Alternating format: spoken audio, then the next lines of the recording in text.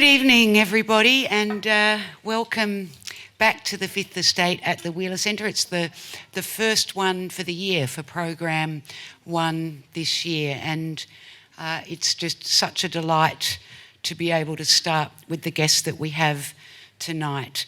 Kassem Eid is a Palestinian Syrian human rights activist, a rebel, a refugee, and an author. He's spoken around the world about his experiences fighting the Syrian government forces following the 2011 Arab Spring protests. He's contributed to the New York Times, to the Washington Post, to the Wall Street Journal. He currently lives in Germany, and he's written this book, which will be on sale after this event with Metropolis Bookshops, thanks Metropolis, titled My Country, a Syrian Memoir. Any regulars to this series may have heard me say before that I just reckon about 99 out of 100 books should never have been written, let alone published. I find it really impossible to disguise when I think a book is average. This memoir is just terrific, and I can't urge you strongly enough to buy it and read it if you want a sense of what it is like to live through a civil war that is still going on. I couldn't put it down, and I couldn't believe what I was reading, even though, of course, it's something we all read about and hear about on an almost daily basis. We are so grateful, Kassem, that you could come all the way from Germany for a week in Australia to come and share your story with us. So please welcome Kassem Eid. Thank you so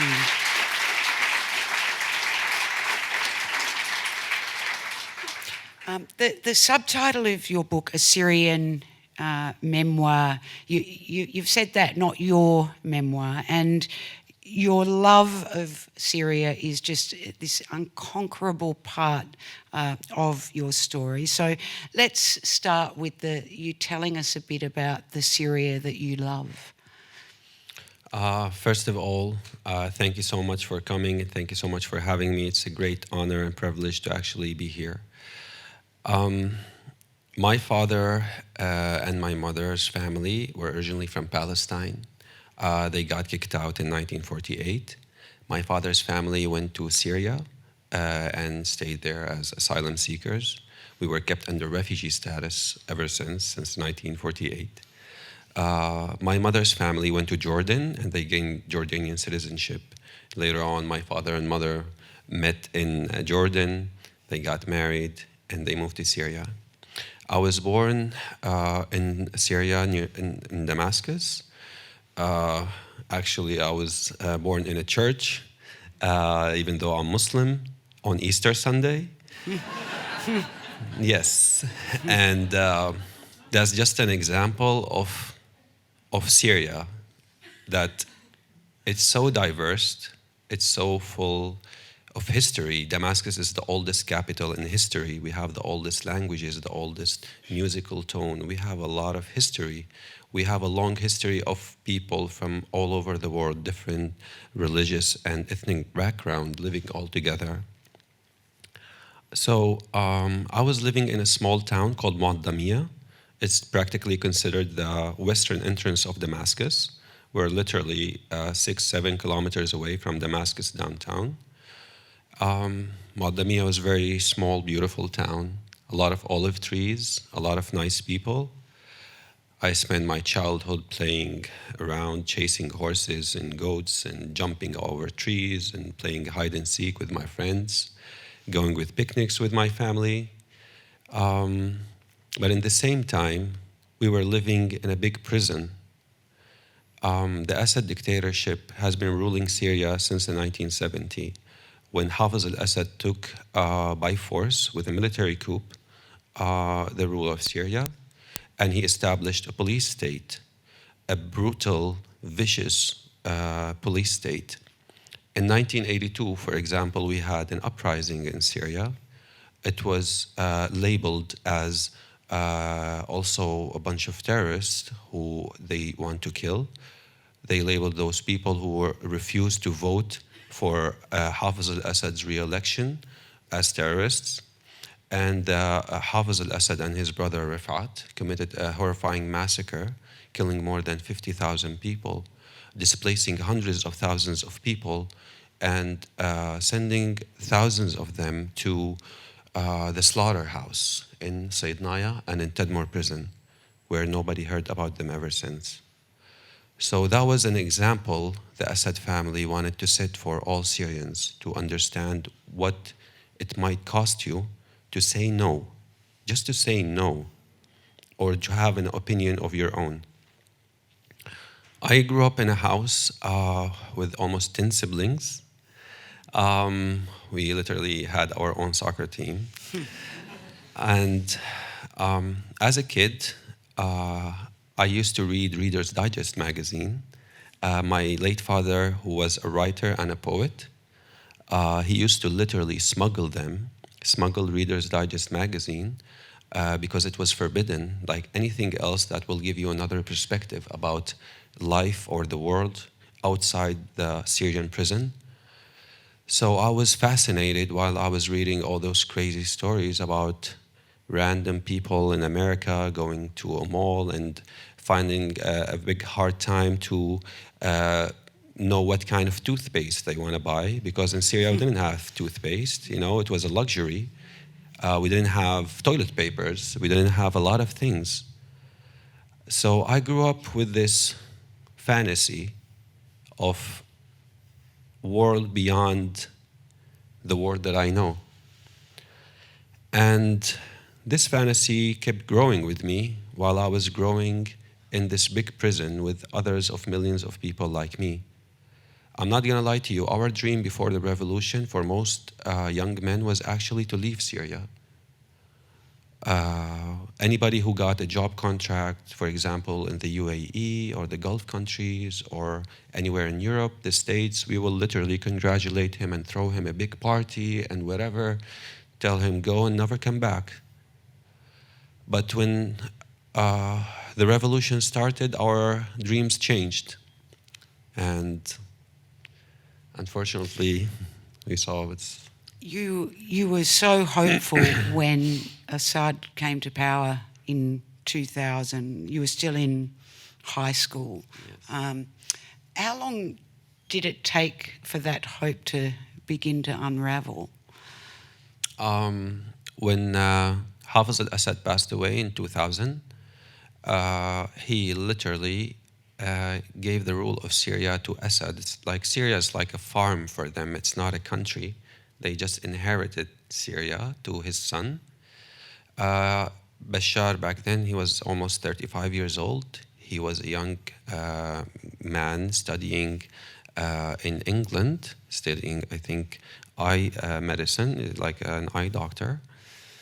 And we all had this high hopes that this young, educated man who studied in the UK, in London, who might have embraced the Western values of democracy and human rights, is actually our president now. So we were all hoping that he's gonna take Syria into a better place. A little bit, that place is hell. With years passing by, in the first couple of years, he opened up the economy, but he opened up the economy for his cousins because they opened up new cell phone companies, new banks, new hotels, new everything. But everything was owned by his cousin, Rami Makhlouf, or his other cousin, Fawaz al-Assad. So they were just financial fronts, for the regime. It was very hard for us to adapt with this change because the so-called middle class got crushed. A lot of people got very rich and a lot of people got very poor. And with time passing by, the brutality, the madness of the security forces that everyone in Syria knows kept actually getting worse. We have a famous saying in Syria about the walls. The walls have ears. Don't you dare to say whatever. Even you're in the bathroom, like if you're in the middle of nowhere, they planted fear in our heads since we were in school. There's a beautiful description in the book where your father, after your very first day of school as a little boy, sits you down and answers all your questions because he doesn't want you asking them out loud anymore. Yes. When the Arab Spring sprung, what did you think was going to happen? I never actually thought that the Arab Spring will actually happen. When the revolution started in Tunisia, we were watching the news, then in Egypt, and we started whispering, me and my friends, that, do you think it's gonna happen here?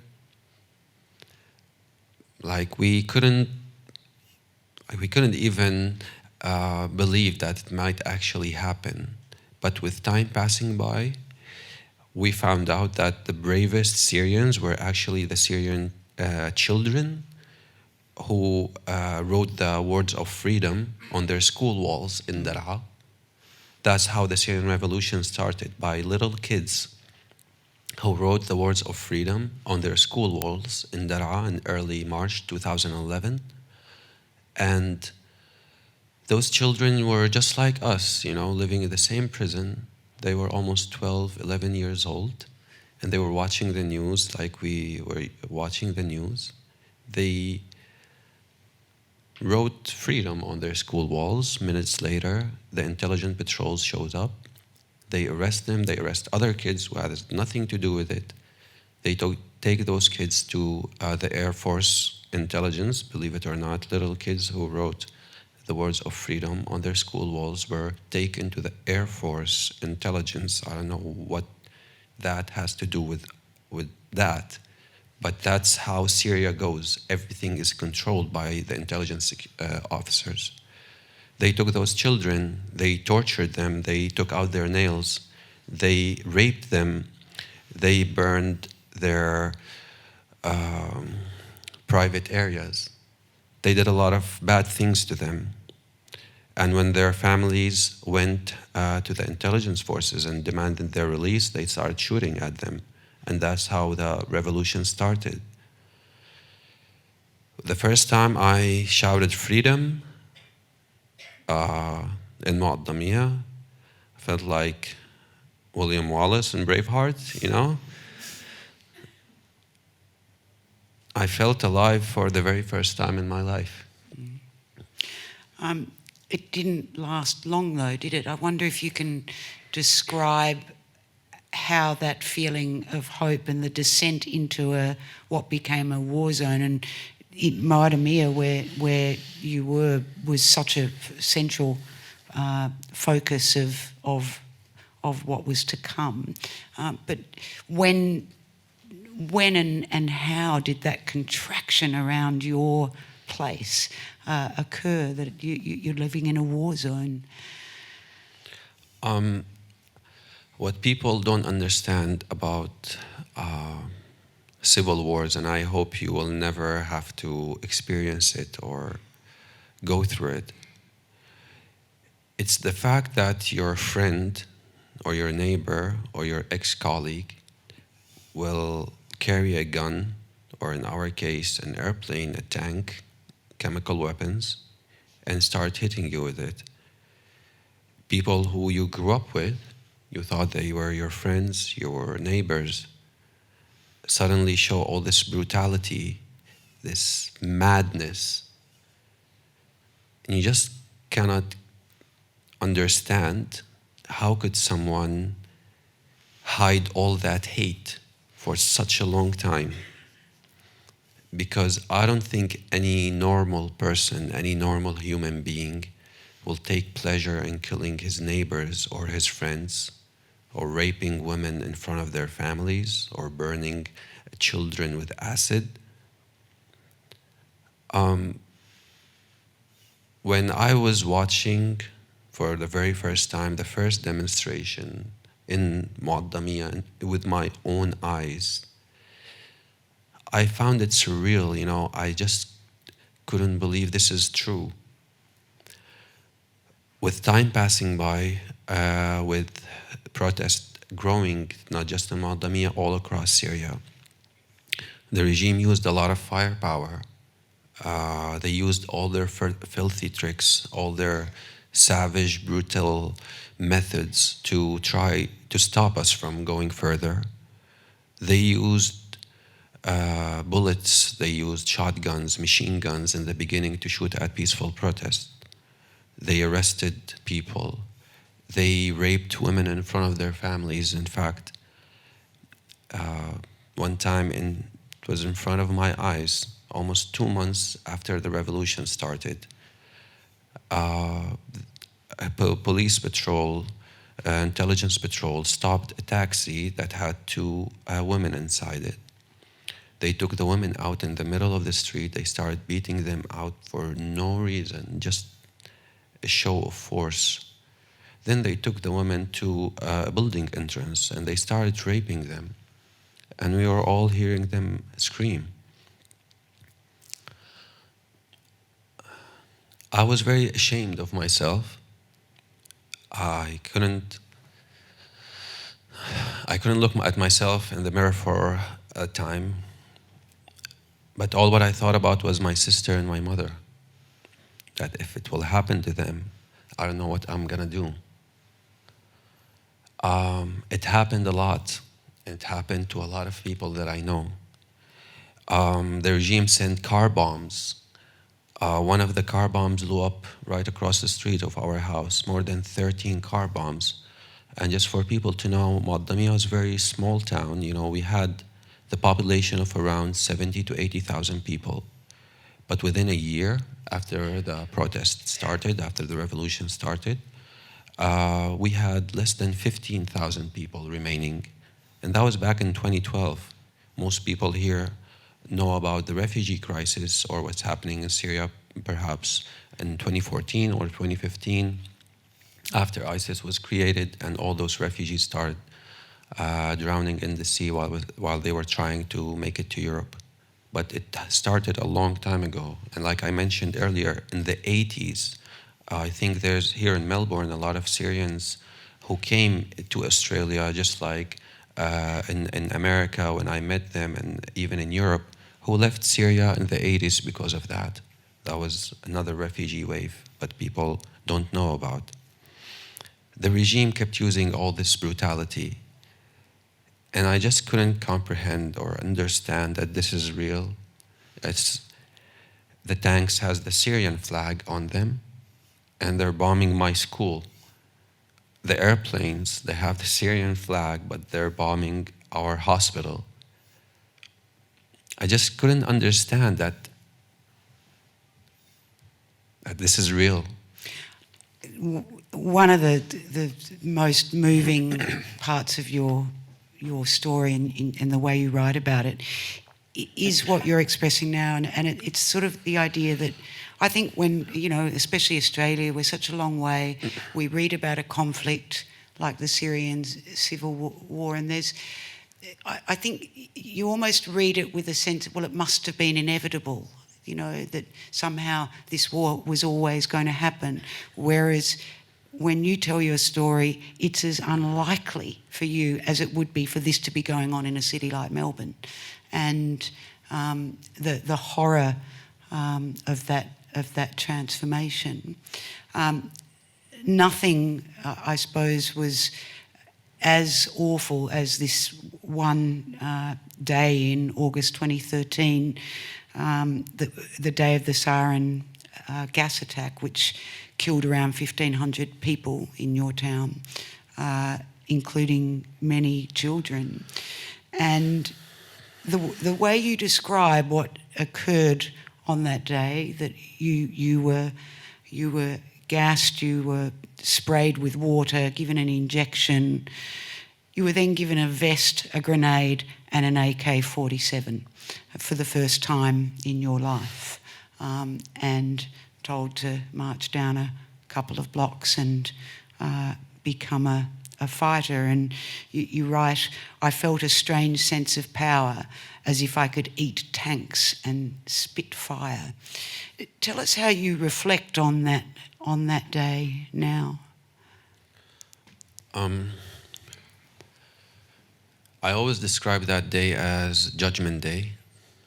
You know, in the Bible, in the Quran, the Torah, God tried to explain to us how terrified we're going to be, how, like, the terror, the confusion that we will all have in that day.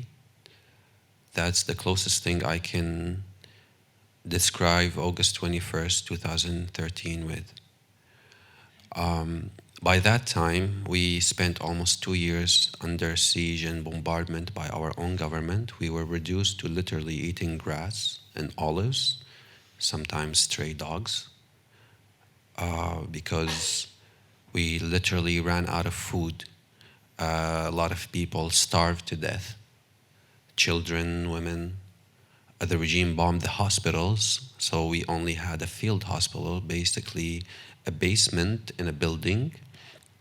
We had 4 doctors, 2 of them were actually dentists, and 3 medical students. That was our medical staff for more than 14,000 people, with no power, nothing. On that night, me and my friends were doing the same routine, going to, in the night, to the forest, try to get some grass, some olives to eat, look for something in the rubble of the destroyed buildings, perhaps rotten bread or whatever we can find to eat. And that night, my friends went to sleep, I went to sleep.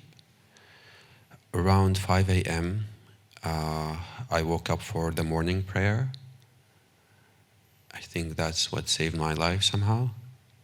I woke up, minutes later, I heard the sounds of alarms, the kind of sounds you hear in movies in World War II or like Pearl Harbor when there's an air raid or something like that.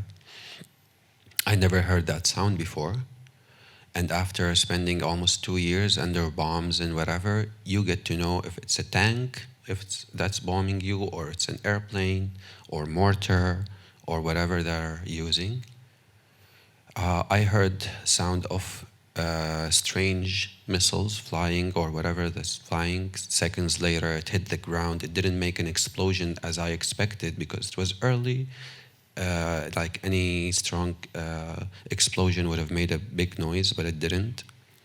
Within seconds, one of the missiles hit almost 40, maybe 50 meters away from where I was living.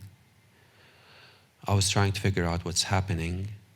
Seconds later, I lost my ability to breathe. I felt like my chest was set on fire, my eyes were burning. I couldn't scream, I couldn't breathe, I couldn't do anything. I just dropped on the ground and I started suffocating.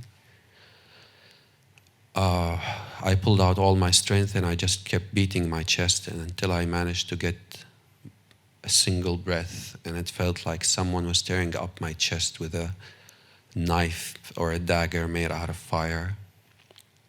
I started screaming, wake up. My friends woke up.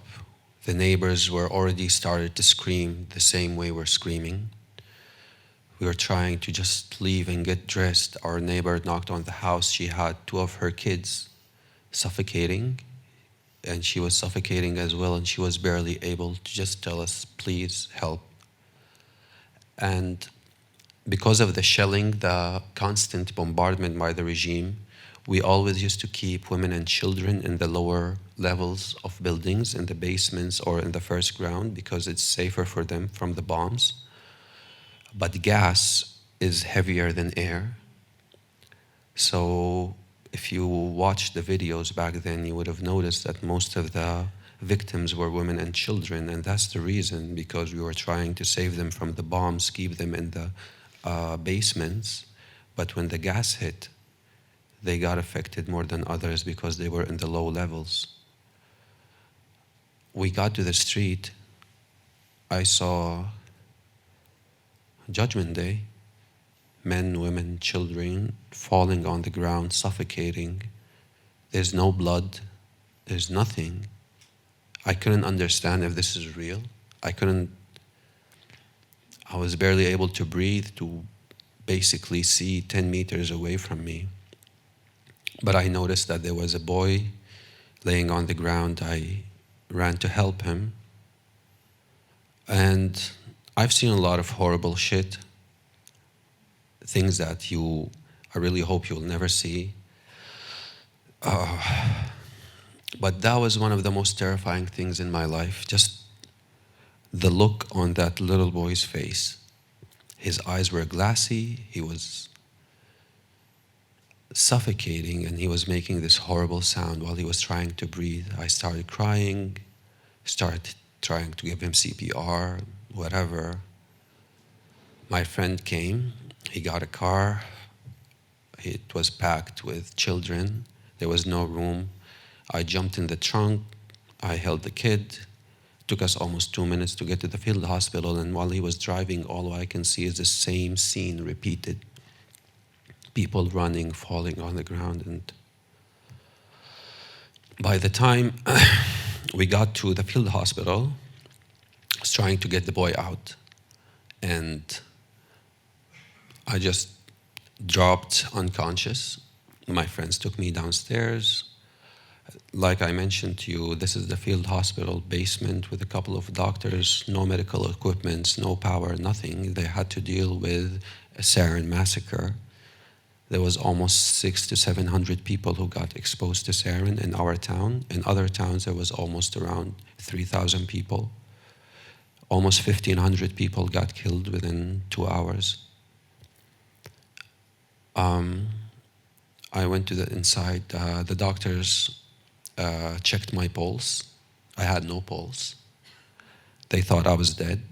They put me with the dead bodies. Minutes later, my friends show up. They saw me moving somehow, still kicking. And they called the doctors. They came, they gave me atropine, CPR. They washed my body, whatever. I think it was God's choice that brought me back or whatever. I woke up not knowing my name, not knowing anything, not remembering anything, just I'm awake, but I'm not. I went out to the streets, my friends carry me. I was naked, just wearing boxers and trying to understand what's happening. Then the airplanes showed up and they started bombing the shit out of us. I was looking on the streets, looking in the sky, see the airplanes, see the bombs. I was standing there like a zombie. And then my friends show up. They tried to talk to me, they slapped me, whatever, until I understood that this is real. They reminded me that my name is Kassem. And all what I thought about was, how could that happen? How could this be real? I couldn't understand. Then they started screaming that the regime sent their elite forces wearing gas masks and everything, and they're trying to invade from several sides, and they were calling for anybody who can fight to go and fight. Because we've been invaded before by our own government, and they committed a lot of terrifying massacres when they literally butchered people with knives and burned them alive a long time before ISIS was created.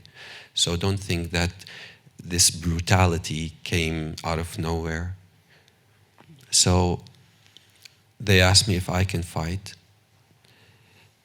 And all what I wanted in that moment was to fight. I never fought in my life. That was the very first time I carry a gun.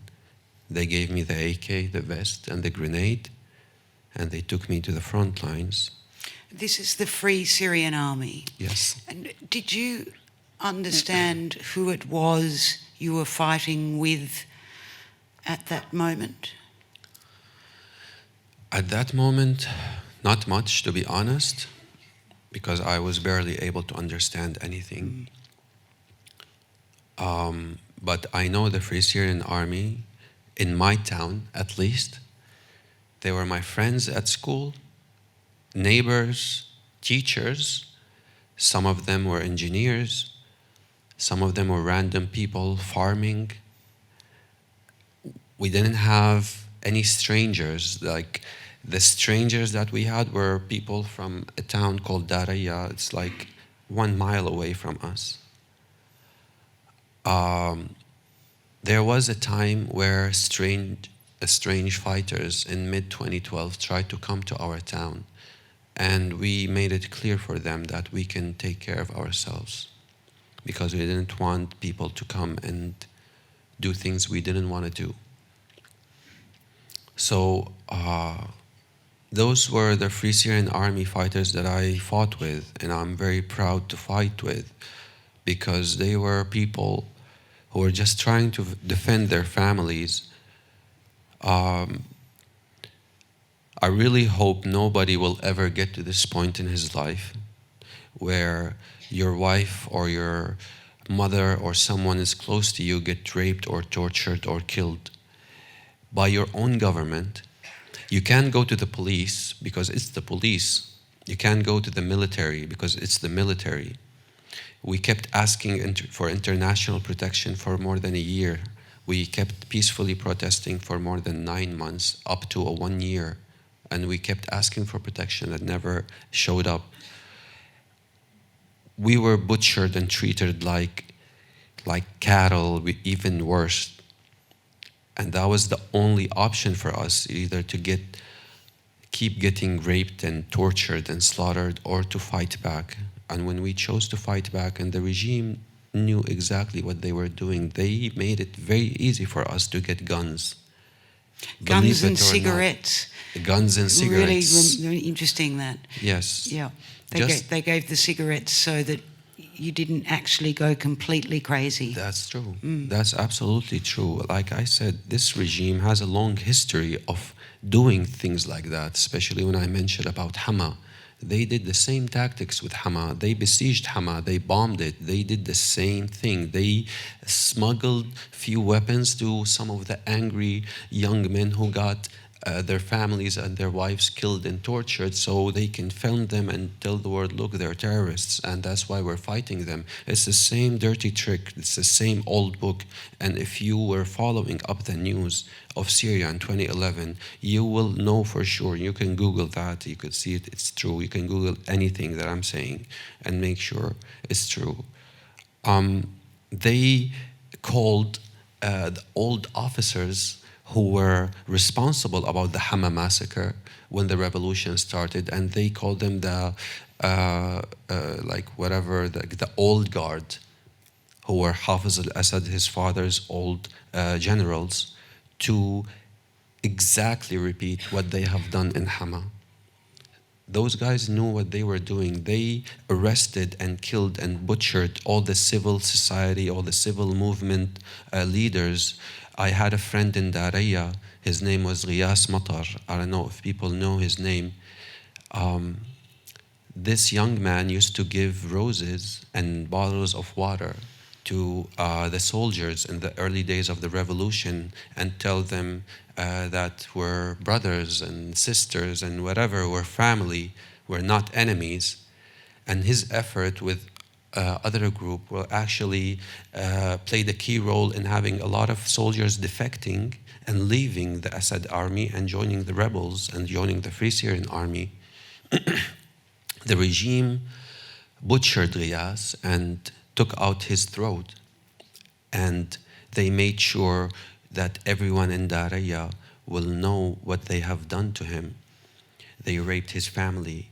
They did all these horrible things to him. And the same time, the very same time, the regime released a lot of ex-Al-Qaeda fighters who were in their prisons in Tadmor and Saydnaya. To go back a little bit in time, when the American invasion happened in 2003, the regime, and this is according to the US intelligence, the British intelligence, you can see it's all over the news, and it was part of the reason why Assad was under siege or sanctions at that time. They were making it easy for Al-Qaeda fighters to go to Iraq. They actually armed them and gave them weapons and even gave them a ride to the Iraqi borders. First of all, to flush out all the jihadists. And the second reason is to keep Americans in the mud, in the Iraqi mud, for a long time. So most of those fighters, after they returned or got captured by the Americans and sent back to Syria, to the Syrian prisons, those fighters were released in 2011 and 2012 by the regime. And at the same time, they were killing and arresting the civil society leaders who are leading the peaceful protests. They wanted us to carry weapons so they can use it as an excuse to use more firepower and to show the world or to tell the world that we're fighting terrorists. And unfortunately, that tactic worked. Who do you feel let you down the most?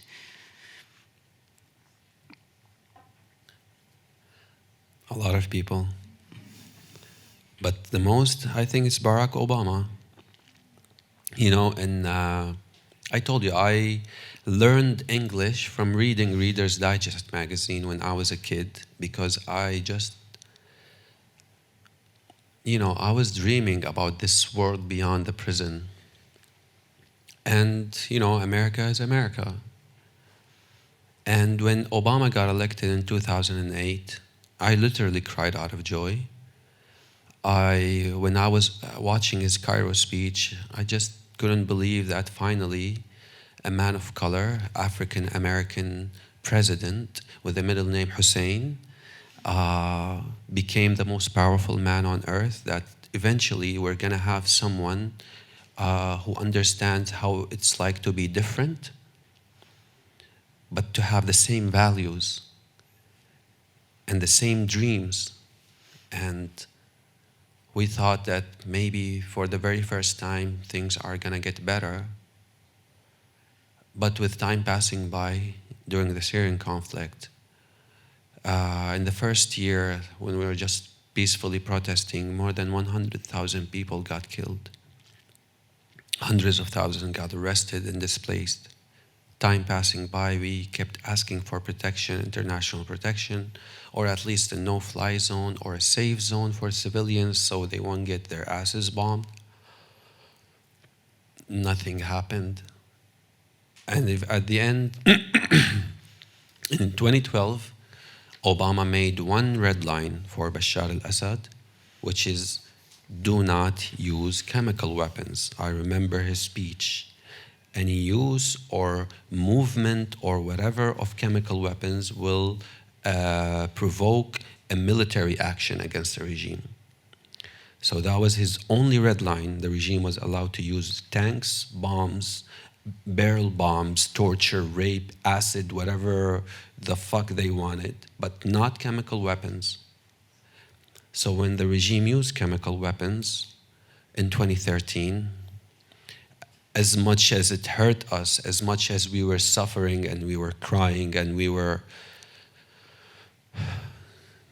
devastated, the only thing that we had to just give a little bit of comfort to ourselves or tell the victims or tell their families that finally they will do something now. But then Obama broke his promise. He made that horrible deal with the Russians that he will spare Assad the military strike in returns of Assad giving his chemical weapons, which of course didn't happen because according to the OPCW and the United Nations, the Assad regime used chemical weapons more than 100 times. 100 times the Assad regime crossed that red line. And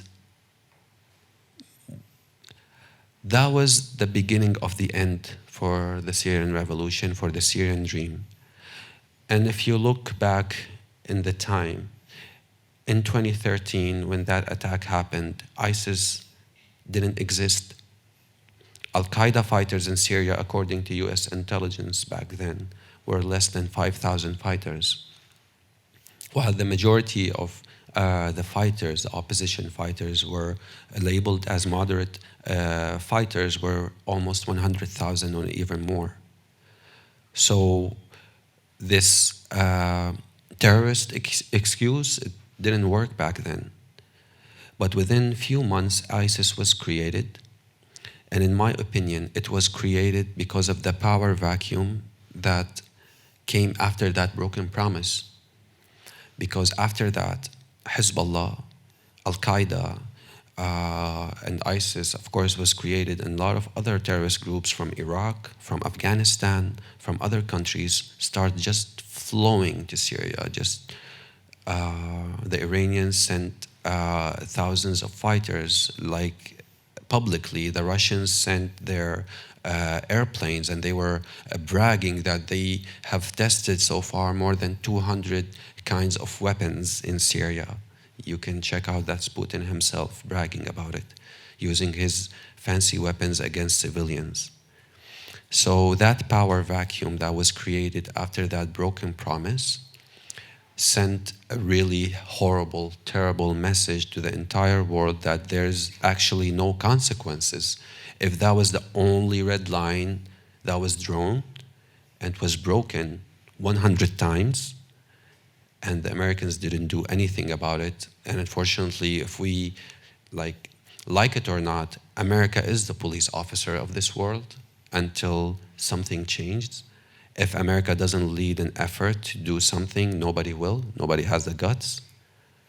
So when he gave Assad that free pass, even the number of barrel bombs tripled, or I don't know how many times you can add to it. It all went south. It felt to me too that moment created a kind of vacuum inside you, and you kind of unraveled is not the word, but that something profound changed within you. And the best word I could describe it would just be an utter surrender. Not even caring if you lived or died, and literally giving yourself over at a checkpoint, expecting to be arrested, tortured, put in jail, killed. What was going on in your head at that point where you just gave up and had to leave? You just had to get out. You know, it's just unbelievable, this story. You know, when you look up for people, when you look up for high principles like democracy and human rights and all this bullshit, and you find out it's bullshit and it's only for number of people, it's only for people with privilege, when you know that you're actually not a human being, that's not how the world sees you at least, that you're just statistics and numbers and collateral damage, you know, it's, when you know that there's nobody coming to your aid, when you know that you're in hell and the only way out of hell is actually death. I lost a lot of good friends, people way better than me, really honest and brave people that the world will probably never know their names. But I do. And, you know, in that time, I used to remember even some of my friends, out of desperation, were trying to sneak through the woods. And most of the time they get captured, burned with acid or whatever, but they kept trying. And we used to feel sad in the beginning, but with time passing by, we used to celebrate in a way, or feel happy for whoever dies. You know, it was the only ticket out of this hell. So after that broken promise, after that red line in the sand, there was no hope. There's nothing, you know, unless, I don't know, Superman actually existed and he's gonna come and, you know, save the day. But nobody showed up, and I buried a lot of good friends, but I never visited their graveyards. I always promised them every time one of them will die that I will only visit them when we win and when we make Syria a better place. When we have free elections and all this. And until now I didn't visit them, but inshallah one day I will. You're, we're going to go to questions in a moment, but you're living at the moment in Germany. You've been there since 2016, is that right? Yes. Yeah.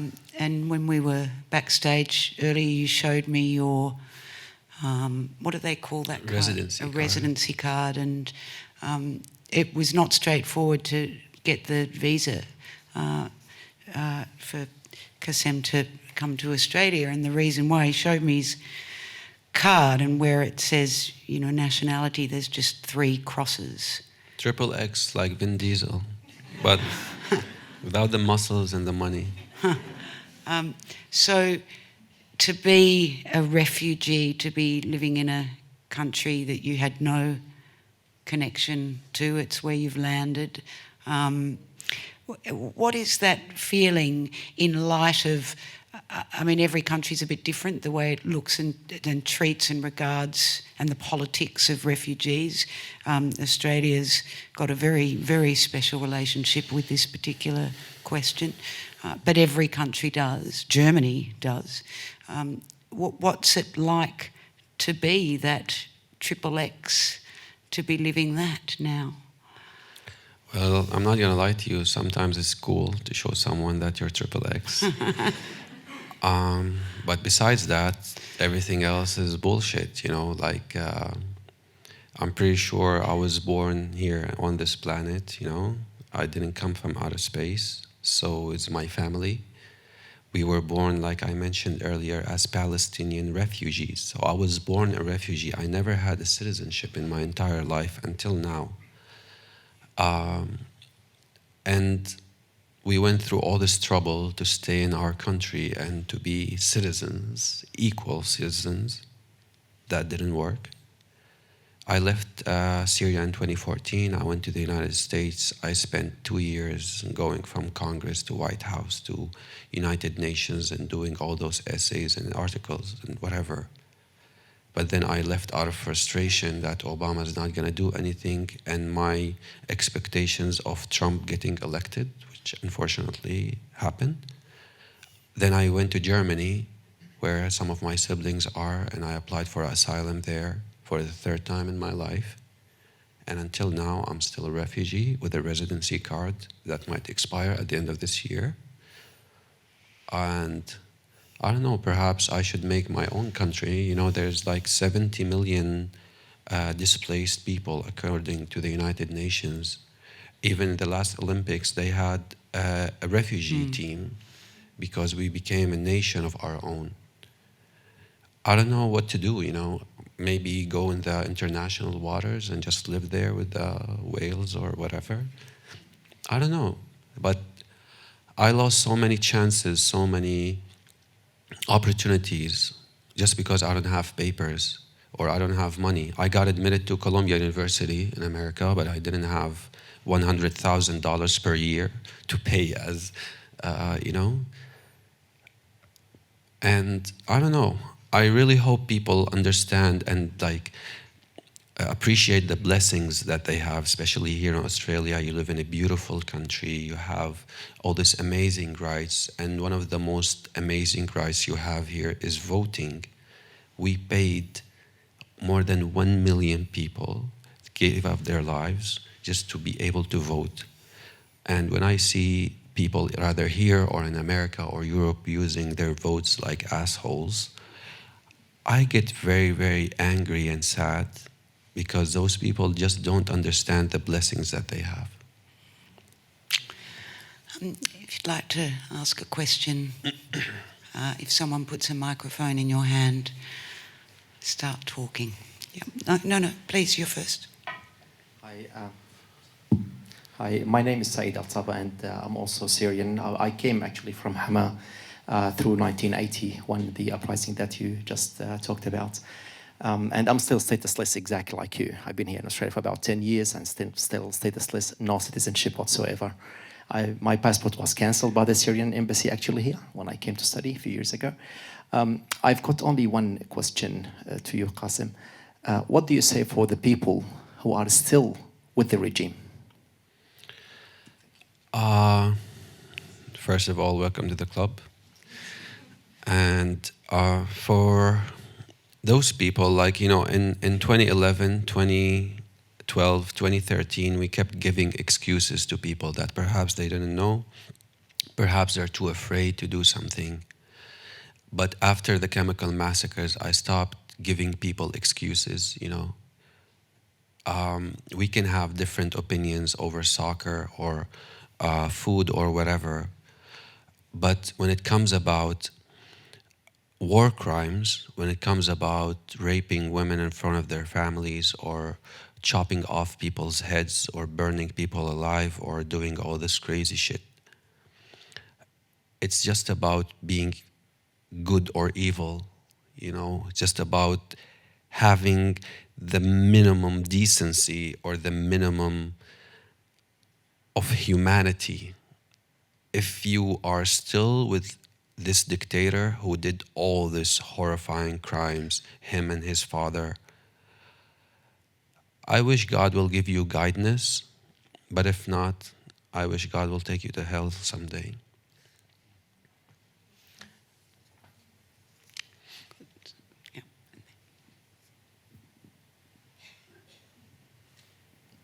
Hi. I actually lived in Syria for 2 years and I've been back twice since the crisis started.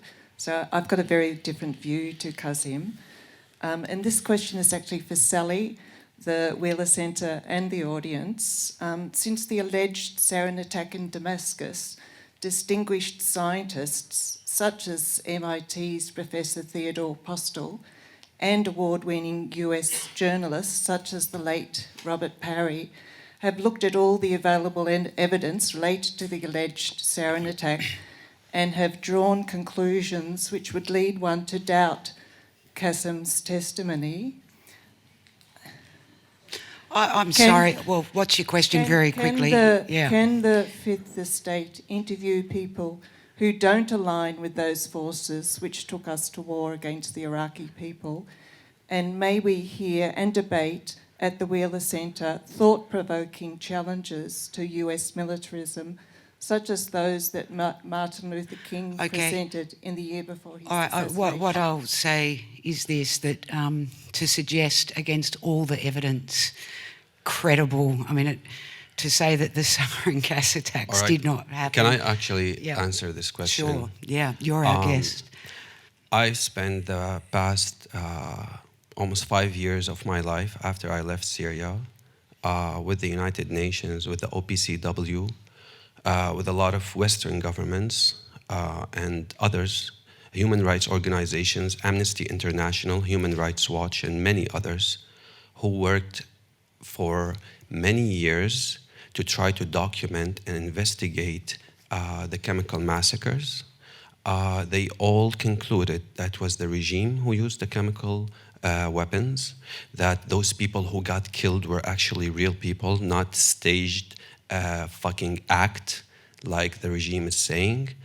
There's a lot of propaganda. There's a war on truth. There's a war on facts. On facts, there's a war.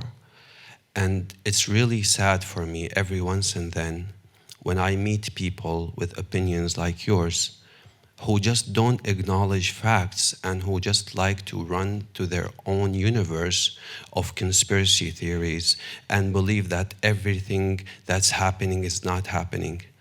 I really hope that you will actually open up your heart and your mind and try to see that those people who got killed are real, that we didn't fucking gas ourselves, or we didn't just film this shit in Hollywood or whatever, what people are saying.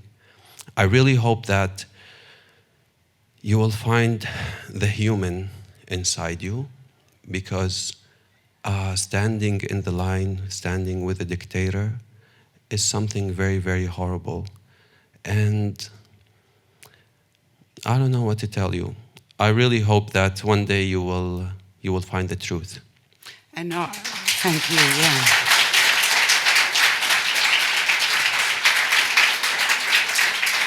I don't think anything much more needs to be added to that other than to say that myself and the Fifth Estate and the Wheeler Centre are just incredibly grateful that Kassem would come all the way from Europe and choose to share with us these experiences and to be able to hear them in the first person.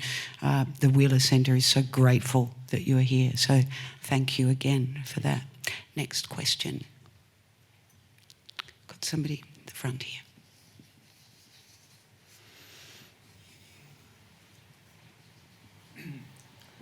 I wanted to thank the Wheeler Centre and you two for an absolutely riveting discussion tonight.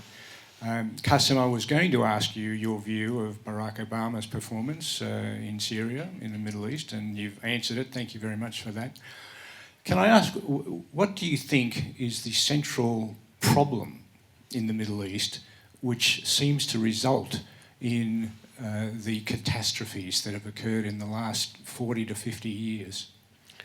Thank you so much for a very important question. In my opinion, like I mentioned earlier, people should just dig out history and find out that all the problems in the Middle East, all the wars that started, it started because of a French diplomat and a British diplomat who got drunk almost 100 years ago and started drawing lines on the map in the Middle East and creating countries that never existed after the Ottoman Empire was defeated.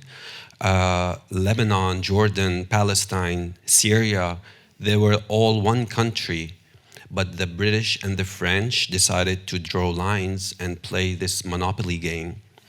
And ever since, all the problems, all the wars that we had in the Middle East, it's because of those fake borders that was placed by two foreigners who have nothing to do with this land besides the fact that they have a big-ass army and they won the war and they can do whatever the fuck they want.